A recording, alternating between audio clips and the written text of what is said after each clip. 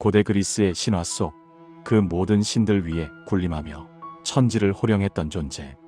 번개와 독수리를 휘두르며 권력의 정점에서 사랑과 질투, 분노의 드라마를 써내려갔던 이 남자의 이야기는 단순한 전설을 넘어 인간 본연의 욕망과 투쟁, 그리고 삶의 아이러니를 담고 있습니다.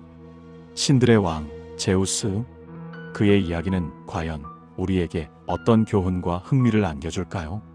신들의 역사는 때로는 인간의 역사보다 더 드라마틱하고 복잡한 양상을 띠며 이는 고대인들이 세상과 자신을 이해하려 했던 방식의 반영이기도 합니다. 제우스의 서사를 통해 우리는 고대 그리스인들의 세계관과 가치관을 엿볼 수 있습니다. 그리스 신화의 서막은 혼돈과 태초의 거인들, 티탄족의 이야기로 시작됩니다. 우주의 지배자는 바로 티탄족의 왕, 크로노스였습니다. 그의 아버지 우라노스를 거세하고 왕좌에 올랐던 크로노스는 자신이 아버지에게 했던 것처럼 자식에게 권좌를 빼앗길 것이라는 신탁을 듣게 됩니다. 이 운명적인 예언에 사로잡힌 그는 충격적인 선택을 합니다. 아내 레아와의 사이에서 태어나는 자식들을 족족 삼켜버리기 시작한 것이죠.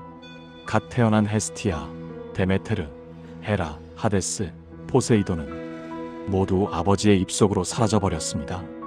이는 단순한 식인이 아니라 권력을 향한 맹목적인 탐욕과 두려움이 얼마나 비극적인 결과를 초래할 수 있는지를 보여주는 섬뜩한 경고와도 같았습니다. 어머니 레아의 슬픔과 절망은 이루 말할 수 없었습니다. 그녀는 자식들을 잃을 때마다 깊은 비탄에 잠겼고 크로노스의 잔혹함에 몸서리쳤습니다. 하지만 그녀는 마지막 아들만은 지키기로 결심합니다.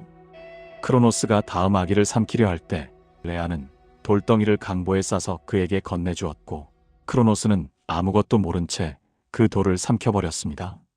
그렇게 세상의 빛을 본 아기가 바로 제우스였습니다. 레아는 제우스를 크레타 섬의 이다 산으로 몰래 피신시켰고 님프들과 암염소 아말테아의 보살핌 아래 제우스는 무럭무럭 자라났습니다. 특히 아말테아는 자신의 뿔에서 꿀과 젖을 흘려 제우스를 양육했으며 훗날 이 뿔은 풍요의 뿔 코르누코피아의 기원이 됩니다. 제우스는 이다 산의 깊은 동굴에서 안전하게 성장하며 미래의 왕으로서의 잠재력을 키워나갔습니다. 세월이 흘러 건장한 청년이 된 제우스는 자신의 출생의 비밀과 형제들의 비극적인 운명을 알게 됩니다. 분노와 복수심에 불타오른 그는 크로노스에게 복수하고 형제들을 구출할 계획을 세웁니다. 그는 현명한 티탄족 메티스에게 조언을 구했고 메티스는 크로노스에게 구토를 유발하는 약을 먹일 방법을 알려줍니다. 제우스는 어머니 레아의 도움을 받아 크로노스에게 꿀과 섞인 약을 마시게 했고 크로노스는 고통에 몸부림치다 자신이 삼켰던 자식들을 모두 토해냈습니다. 헤스티아, 데메테르, 헤라, 하데스, 포세이돈은 아버지의 뱃속에서 무사히 빠져나왔고 이들은 각자 성장하여 강력한 신이 되었습니다.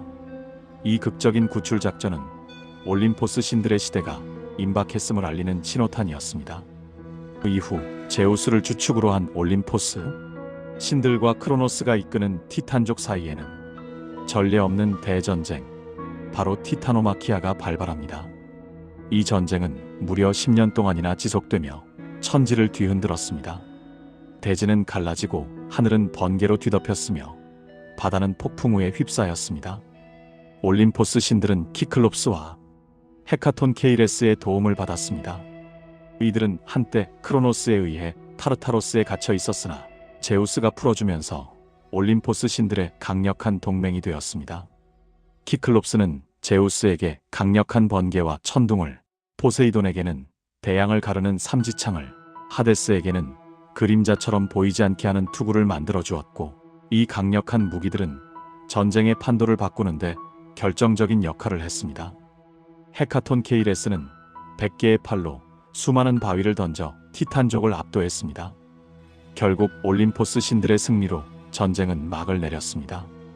티탄족은 타르타로스라는 지하세계의 가장 깊은 곳에 갇히는 신세가 되었고 제우스는 그의 형제들과 함께 세상을 나누어 다스리게 됩니다. 제우스는 하늘과 땅의 지배자가 되었고 포세이돈은 푸른 바다의 심연을, 하데스는 어둡고 신비로운 지하세계를 다스리게 됩니다. 헤라는 결혼과 여성의 수호신, 데메테르는 대지와 풍요의 여신, 헤스티아는 가정과 화로의 신이 되었습니다. 이로써 그리스 신화의 새로운 시대, 올림포스 신들의 시대가 화려하게 개막하게 된 것입니다. 새로운 질서가 확립되었으나 이는 결코 완전한 평화를 의미하지는 않았습니다. 하지만 제우스의 평화는 그리 오래가지 못했습니다. 티탄족에 이어 또 다른 강력한 적이 나타났으니 바로 거인족 기간테스와 괴물 튀폰이었습니다. 기간테스는 대지의 여신 가이아가 올림포스 신들에게 복수하기 위해 낳은 거대한 존재들이었고, 이들과의 전쟁은 기간토마키아라고 불립니다. 기간테스들은 엄청난 힘과 신들의 무기로도 죽일 수 없는 불사신의 능력을 가지고 있었지만, 인간 영웅의 도움이 없으면 물리칠 수 없다는 신탁에 따라 헤라클레스와 같은 영웅들의 도움으로 올림포스 신들은 이들을 물리칩니다. 헤라클레스는 영웅 중에서도 가장 뛰어난 힘과 용기를 지닌 존재였으며, 그의 활약은 올림포스 신들에게 큰 승리를 안겨주었습니다. 이어 제우스는 모든 신들을 통틀어 가장 강력하고 무서운 괴물 튀폰과 대결하게 됩니다. 튀폰은 상체는 인간의 모습이지만 100개의 뱀 머리를 가졌고, 하체는 뱀으로 이루어져 있으며 온몸에 날개가 달린 끔찍한 존재였습니다. 튀폰이 나타나자 모든 신들은 공포에 질려 이집트로 도망쳐 동물로 변신하여 숨었습니다. 오직 제우스만이 용감하게 맞섰고, 오랜 싸움 끝에 튀폰을 에트나 화산 아래에 가두는 데 성공합니다. 이처럼 제우스는 수많은 위협으로부터 올림포스를 지켜내며 명실상부한 최고신으로서의 위엄을 확립했습니다. 그의 용맹함과 압도적인 힘은 올림포스 신들의 세계에서 누구도 이의를 제기할 수 없는 권위의 기반이 되었습니다. 제우스의 리더십은 신들의 세계에서 절대적이었습니다.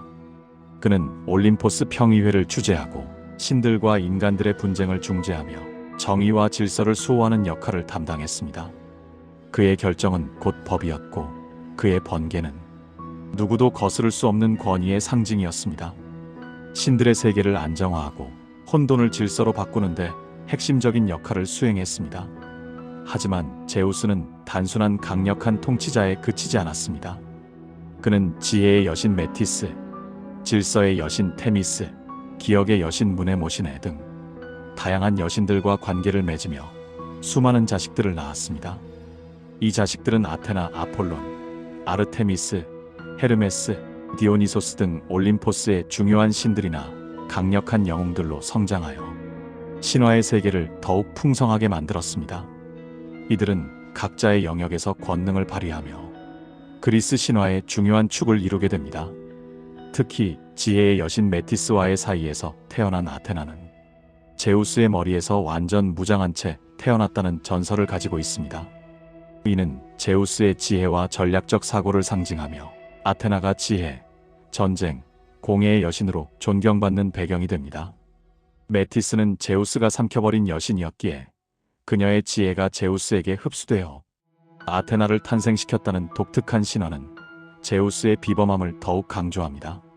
그러나 제우스의 이야기는 결코 완벽하거나 모범적이지만은 않았습니다. 오히려 그의 수많은 연애 스캔들과 변덕스러운 성격은 신화 속에서 끊임없이 갈등과 비극을 초래했습니다. 그는 아내인 헤라 몰래 수많은 여신들과 인간 여성들과 관계를 맺었으며 이때마다 기상천외한 변신술을 사용했습니다. 황금비로 변해 다나엘을 유혹하거나 백조로 변해 레다를 유혹하고 황소로 변해 에우로파를 납치하는 등 그의 연애 행각은 상상을 초월했습니다. 이러한 변신은 그의 지위와 능력을 과시하는 동시에 은밀한 욕망을 채우기 위한 수단이었습니다. 이러한 제우스의 바람기는 아내 헤라의 극심한 질투와 복수를 불러왔습니다. 헤라는 올림포스 최고의 여신이자 결혼의 수호신이었지만 남편의 불륜으로 인해 항상 고통받았고, 그 분노를 제우스의 연인들이나 그들의 자식들에게 표출했습니다. 헤라클레스는 헤라의 질투 때문에 평생을 고통받았으며, 레토는 헤라의 저주로 출산할 곳을 찾지 못해 떠돌아야 했습니다.